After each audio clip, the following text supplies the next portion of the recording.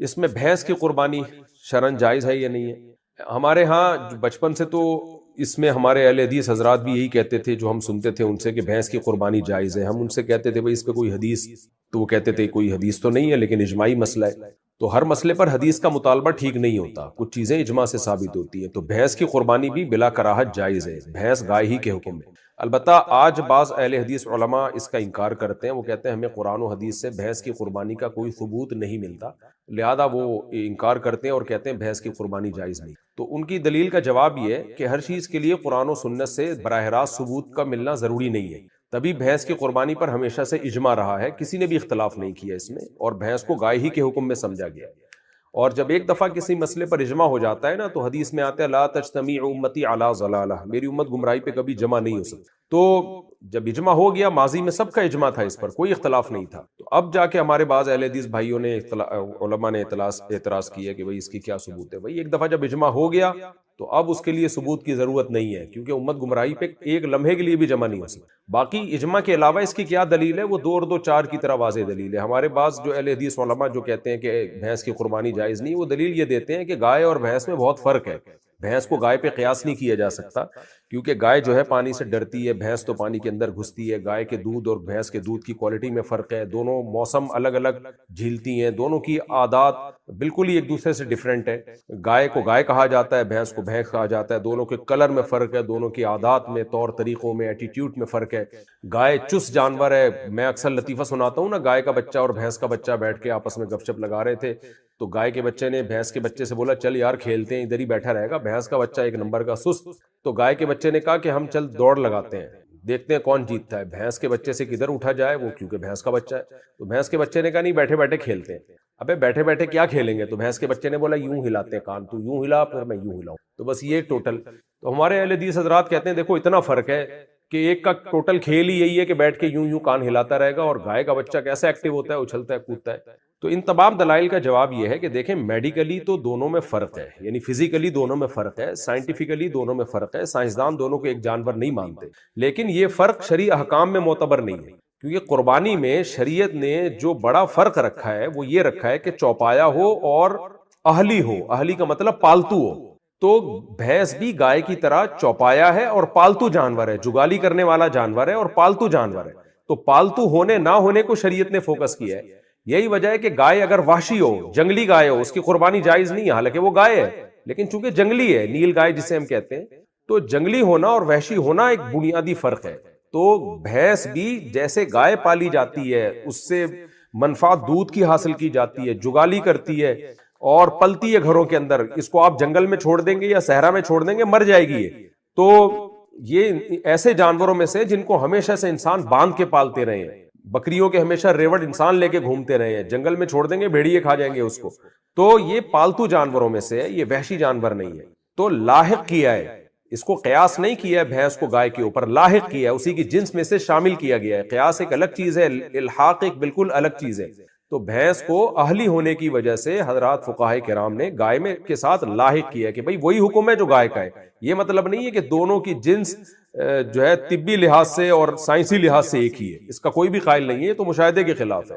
ہاں دونوں کی جنس ایک ہے قربانی کے مسائل کے لحاظ سے، قربانی کے لحاظ سے دونوں کی جنس ایک ہے، کیونکہ وہ بھی اہلی ہے اور یہ بھی اہلی ہے۔ یہی وجہ ہے کہ بھینسا جو ہے نا، اگر وہ پالتو ہو تو قربانی جائز ہے، اگر وہ جنگلی ہو تو جائز نہیں ہے۔ اسی سے یوک کا حکم، جو ہمارے جو چترال میں لوگ ہم سے مسئلہ پوچھتے ہیں کہ جنگلی بھینسا کہتے ہیں، انگلش میں شاید یوک کہتے ہیں اس کو، اس کا بھی لوگ چترال سے مسئلہ پوچھتے ہیں کہ اس کی قربانی جائز ہے یا نہیں ہے۔ تو بھائی اگر یہ پالتو ہے تو جائز ہے، پالتو نہیں ہے تو جائز نہیں ہے۔ تو پالتو ہونے کو، چوپائے میں پالتو ہونے کو شریعت نے فوکس کیا۔ پالتو کا مطلب یہ نہیں کہ بلی بھی پالتو ہے تو آپ اسی کو کاٹ دیں، پالتو میں چوپائے جو پالتو ہے، انعام، وہ انعام جو پالتو ہوتے ہیں، گھریلو ہوتے ہیں، تو اس میں گائے سے جو مفاد ہے وہی بھینس سے بھی وہی ہے، بالکل ایز اٹ از وہی اس سے فائدے ہمیں ہوتے ہیں جو گائے سے ہوتے ہیں، اور یہ بھی پالتو ہے وہ بھی پالتو ہے۔ تو اس لیے ہمارے نزدیک بھینس کی قربانی بھی بلا کراہت جائز ہے، کوئی حرج نہیں ہے اس میں۔ اور اچھا یہ مسئلہ اختلافی اب بن گیا ہے، تو اس میں کسی پر طنز کرنا جائز نہیں ہے، لوگ میرے کلپ چلا چلا کے پھر طنز کر رہے ہوتے ہیں، تو اس لیے ہم تو وہ جو ایک دلیل کے لحاظ سے مضبوط بات تھی وہ میں نے آپ کے سامنے رکھ دی ہے کہ کوئی حرج نہیں ہے، بھینس کی قربانی ہو، بھینسے کی قربانی ہو، گائے کی قربانی ہو، تو سب جائز ہے۔ اچھا ایک مسئلہ اور بھی بہت زیادہ پوچھا جاتا ہے کہ کتنے دن قربانی جائز ہے. دیکھیں یہ بھی صحابہ تابعین کے سے تواتر سے یہ بات ثابت ہے. اس بارے میں بہت ساری روایات ہیں کہ قربانی کے صرف 3 دن. حضرت علی رضی اللہ تعالیٰ عنہ سے مصنف ابن ابی شیبہ میں، مصنف عبد الرزاق میں روایات موجود ہیں.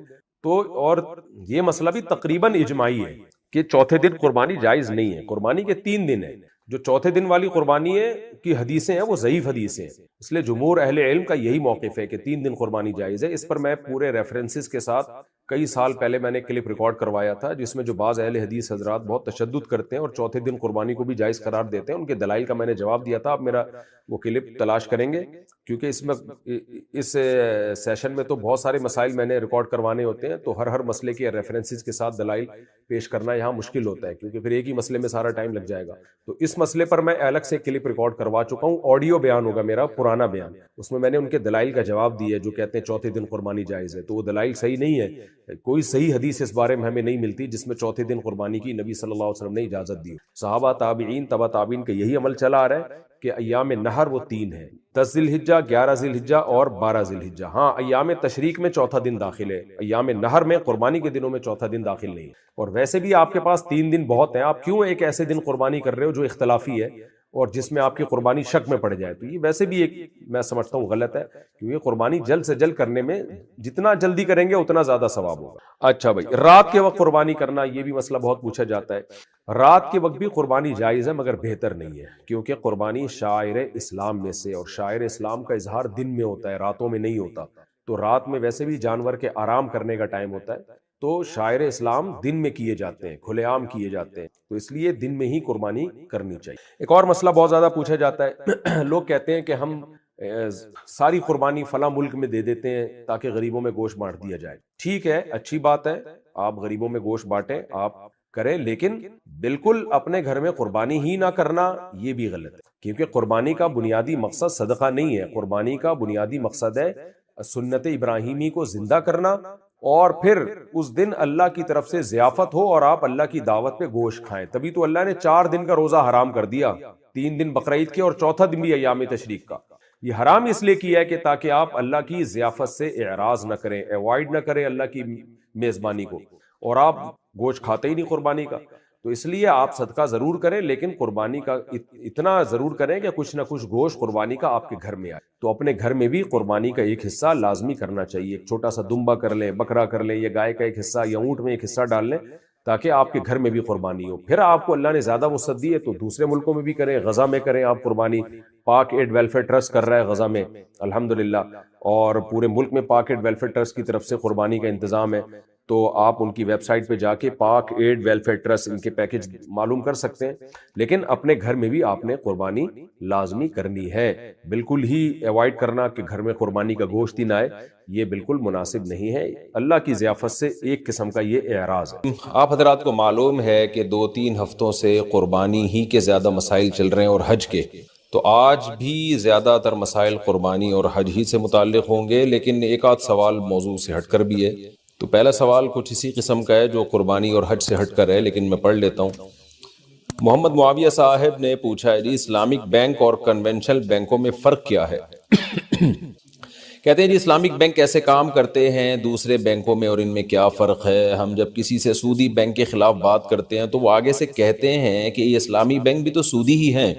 اس بارے میں رہنمائی فرما دیں محمد معاویہ صاحب. جناب محمد معاویہ صاحب، ایسا نہیں ہے، بہت فرق ہے. میں نے 1 سال بینکوں میں جا کے خود جامعۃ الرشید کی طرف سے میری تشکیل ہوئی تھی، خود ہم نے پڑھا ہے سسٹم کو بہت اچھی طریقے سے. بہت فرق ہے اسلامک بینکوں میں اور کنونشنل بینکوں میں. پوری ایک ایک چیز کا فرق بتانے میں تو بہت ٹائم لگے گا. بیسک فرق یہ ہے کہ اسلامک بینک لون دیتا ہی نہیں ہے آپ کو. وہ اس کو لون سے تعبیر تو کرتا ہے لیکن لون دیتا ہی نہیں ہے. تو لون ہی پہ تو آگے زیادہ تر سود کے لین دین شروع ہوتا ہے. آپ اسلامک بینک کے پاس جائیں گے نا، مجھے قرضہ چاہیے، تو بینک آپ سے پوچھے گا کرنا کیا ہے، تو آپ بتائیں گے میں نے گاڑی خریدنی ہے، میں نے گھر بنانا ہے، میں نے فیکٹری کے لیے مال خریدنا ہے. تو بینک ان تمام چیزوں میں کہتا ہے ہم آپ کو خرید کے ہم کیش پہ اٹھائیں گے، قسطوں پہ مہنگا کر کے بیچ دیں گے آپ کو. تو اس طرح سے ہوتا ہے. پھر وہ آپ ہی کو وکیل بنا دیتا ہے اپنی طرف سے کہ آپ پہلے بینک کے لیے خریدیں، پھر بینک جب آپ کے قبضے میں آئے گا تو پھر بینک آپ کو بیچے گا. یہ میں نے خلاصے کا خلاصہ آپ کے سامنے پیش کیا ہے. تو یہ سمجھانے کے لیے کہ بہت بڑا فرق یہ ہے کہ اسلامک بینک لون نہیں دیتا. نام اس کو لون کا دے گا لیکن العبرۃ للمعانی لا للالفاظ. شریعت میں دیکھا جاتا ہے کہ لفظ یہ نہیں دیکھا جاتا کہ لفظ کیا استعمال کیا جا رہا ہے، یہ دیکھا جاتا ہے کہ حقیقت میں کیا ہو رہا ہے۔ اس کی مثال ایسے ہے جیسے میں آپ کو اپنا موبائل بیچوں 1,00,000 کا، اور میں کہوں کہ یہ میں نے 1,00,000 کا خریدا ہے اور اس میں موبائل کو میں آپ کو بیچ کے 2,00,000 اس میں 2,000 اس میں سود لوں گا، تو نام تو آپ اس کو سود دے رہے ہیں لیکن حقیقت میں یہ پروفٹ ہے، کیونکہ 1,00,000 کی چیز آپ 1,02,000 میں بیچ رہے ہیں۔ تو اب اس کو اس بیس پہ سود نہیں کہا جائے گا کہ اس کے لیے ورڈ سود کا استعمال ہو رہا ہے، بھائی الفاظ نہیں دیکھے جاتے، حقیقت میں کیا ہو رہا ہے یہ دیکھا جائے گا۔ اور اس کے برعکس اگر کوئی سود کو خرید و فروخت کا نام دے دے تو وہ جائز نہیں ہوگا۔ مثال کے طور پر میں 1,00,000 کا موبائل بیچنے کے بجائے میں سیدھا سیدھا آپ کو 1,00,000 کیش دے رہا ہوں اور میں کہہ رہا ہوں اس پہ میں آپ سے 1 مہینے بعد 1,02,000 واپس لوں گا اور یہ 2,000 میرا پروفٹ ہوگا، حلال پروفٹ، سود نہیں ہے یہ، تو اس کو آپ حلال پروفٹ کا نام دیں گے لیکن یہ ہوگا سود ہی۔ تو شریعت الفاظ کو نہیں دیکھتی، شریعت دیکھتی ہے کہ حقیقت میں کیا ہو رہا ہے، خاص طور پہ خرید و فروخت کے معاملات میں۔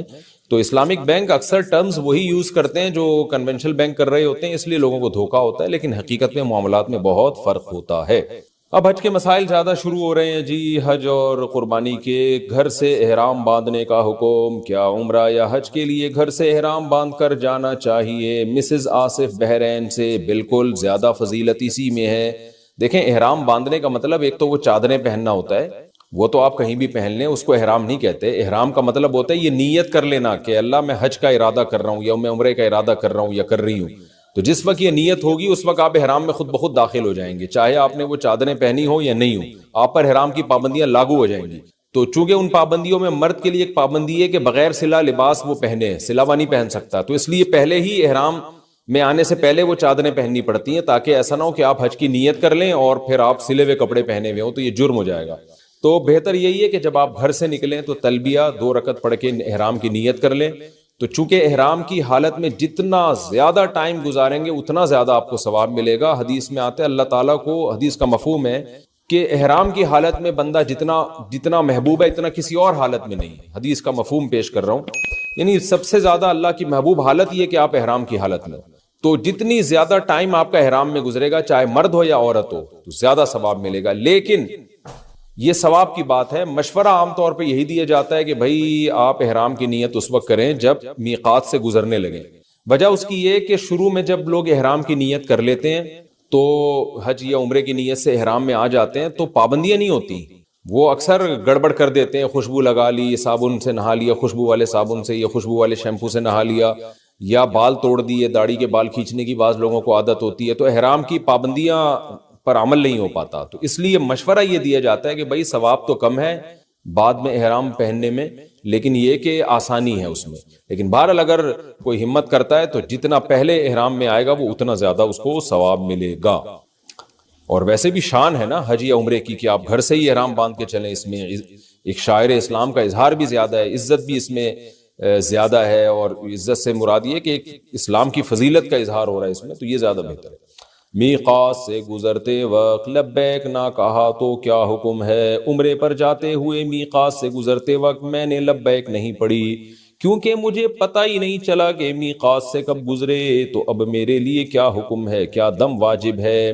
نیز میں چہرے سے نقاب بھی کچھ دیر بعد ہٹا کر کیپ والا نقاب لگایا تو کیا اس سے بھی دم دینا واجب ہوگا؟ ام عمر کراچی سے۔ دیکھیں میقات سے گزرتے ہوئے لبیک کہنا تو واجب نہیں ہے، البتہ حج کی نیت کر کے احرام میں داخل ہو جانا واجب ہے، تو وہ لبیک ہی کے ذریعے عام طور پہ لوگ کر رہے ہوتے ہیں کیونکہ اس موقع پر تلبیہ پڑھنا سنت ہے۔ تو آپ نے اگر واقعی احرام میں داخل نہیں ہوئی اور میقات سے گزر گئی پتہ ہی نہیں چلا تو آپ پہ دم بھی واجب ہے۔ اور یہ جو آپ نے چہرے پہ نقاب کیا ہوا تھا، کپڑا چہرے پہ لگا ہوا تھا، تو اس میں بھی یہ ہے کہ اگر احرام میں آنے کے بعد یہ کام ہوا ہے، یعنی جب آپ نے لبیک پڑھ لیا، تلبیہ پڑھ لی اور احرام کی نیت کر لی، حج کی عمرے یا حج کی نیت کر لی، تو اس کے بعد اگر یہ کپڑا آپ کے چہرے پہ لگا ہے تو تھوڑی دیر کے لیے لگا ہے تو کچھ صدقہ خیرات کر لیں، اور اگر 12 گھنٹے تک لگا رہا ہے متفرق اوقات میں یا ایک ہی ٹائم پہ، تو پھر آپ پہ دم اس کا الگ سے واجب ہوگا۔ لیکن اگر یہ احرام سے پہلے ہی ہوا ہے تو پھر آپ پہ واجب نہیں ہے۔ احرام میں صابن اور شیمپو کا استعمال، عمرہ یا حج کے لیے جو غسل کرتے ہیں اس میں جسم پر صابو یا شیمپو وغیرہ لگا سکتے ہیں یا نہیں؟ عامر صاحب سعودی عرب سے۔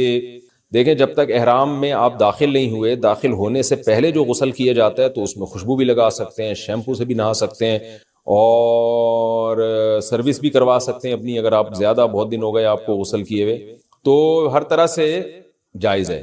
لیکن جب آپ نے غسل کے بعد احرام کے لیے تلبیہ پڑھ لیا، نیت کر لی، تو اب آپ شیمپو یا صابن استعمال نہیں کر سکتے، سادہ پانی سے نہا سکتے ہیں، کیونکہ شیمپو میں بھی خوشبو ہوتی ہے اور عام صابنوں میں بھی خوشبو ہوتی ہے۔